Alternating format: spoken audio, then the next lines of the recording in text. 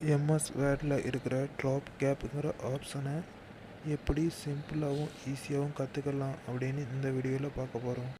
இந்த வீடியோவில் நம்ம எதை பற்றி பார்க்க போகிறோன்னா மைக்ரோசாஃப்ட் ஆஃபீஸில் உள்ள ட்ராப் கேப் அப்படிங்கிற ஆப்ஷனை பற்றி தான் பார்க்க போகிறோம். அது எங்கே இருக்குன்னா இன்சர்ட் போனீங்கன்னா இன்சர்ட் கிளிக் பண்ணிக்கிறோம். இந்த டெக்ஸ்ட்டோட டூல்ஸ் அப்படின்னு இருக்குல்ல, இந்த இடத்த பார்த்தீங்கன்னா தெரியும், text box, quick parts, word art, drop cap அப்படின்னு ஒரு ஆப்ஷன் இருக்குது. இந்த ட்ராப் கேப்புங்கிற ஆப்ஷன் பற்றி தான் இந்த வீடியோவில் நம்ம பார்க்க போகிறோம். இந்த ட்ராப் கேப் ஏன் இப்போ பிளராக இருக்குது, அது எப்போ எனேபிள் ஆகும் அப்படின்னா, நம்ம எந்த ஒரு எடுத்து ட்ராப் கேப் பண்ண போகிறோமோ லெட்டரை, அந்த லெட்டர் நம்ம செலக்ட் பண்ணும்போது தான் அந்த ட்ராப் கேப்புங்கிற ஆப்ஷன் எனேபிள் ஆகும். நம்ம இந்த சியை செலக்ட் பண்ணியிருக்கோம், அதனால் இந்த ட்ராப் கேப் எனேபிள் ஆயிடுச்சு. ஃபஸ்ட் ட்ராப் கேப்னால் என்னென்னு பார்க்கலாம்.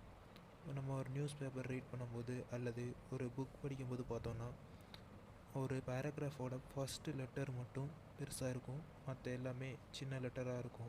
இது அதிகமாக நியூஸ் பேப்பர் அந்த மாதிரி இதில் நம்ம பார்க்கலாம். இப்போ இந்த பேராகிராஃபில் எப்படி ட்ராப் கேப் அப்ளை பண்ணுறதுன்னு பார்ப்போம். இந்த கிளிக்குங்கிற ஒரு வேர்டு இருக்குது. இந்த கிளிக்குங்கிற வேர்டை இப்போ சி லெட்டர் மட்டும் பெருசாகணும் அப்படின்னா, இப்போ நம்ம நார்மலாக என்ன பண்ணுவோம், சி லெட்டர் பெருசாகணும்னா ஹோமில் போயிட்டு இந்த இதோட சைஸை பெருசாக்கும். நம்ம சைஸை பெருசாக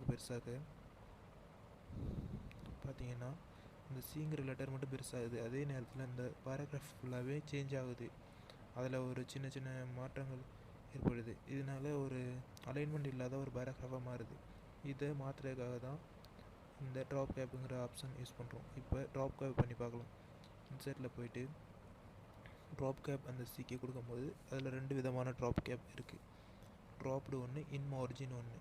இந்த ட்ராப்டுனா அந்த பேராகிராஃபில் உள்ள எந்த ஒரு இதுவுமே சேஞ்ச் ஆகாமல் சிங்கிற லெட்டர் மட்டும் பெருசாகும். இன்மார்ஜின்னா இந்த பேராகிராஃபை விட்டு அது மார்ஜினுக்கு வெளியே போயிடும். இப்போ எக்ஸாம்பிளாக பார்த்தோம்னா ட்ராப்டுங்கிற இது பண்ணி பார்த்தோம்னா தெரியும் உங்களுக்கு, அந்த பேராகிராஃப் போயிடுது. ஆனால் நமக்கு தேவையானது என்னது, ட்ராப் கேப்பில் போயிட்டு ட்ராப்டுங்கிற ஆப்ஷன் தான் நமக்கு வேணும். அதை கிளிக் பண்ணியாச்சு. ஓகே, இந்த ட்ராப் கேப்போட ஆப்ஷன் நிறைய இருக்குது, அதை என்னென்னு பார்த்துடலாம். அதை கிளிக் பண்ணோன்னா உள்ளே நன்னுன்றது, நன்னுன்னா எந்த ஒரு இதுவுமே இருக்காது.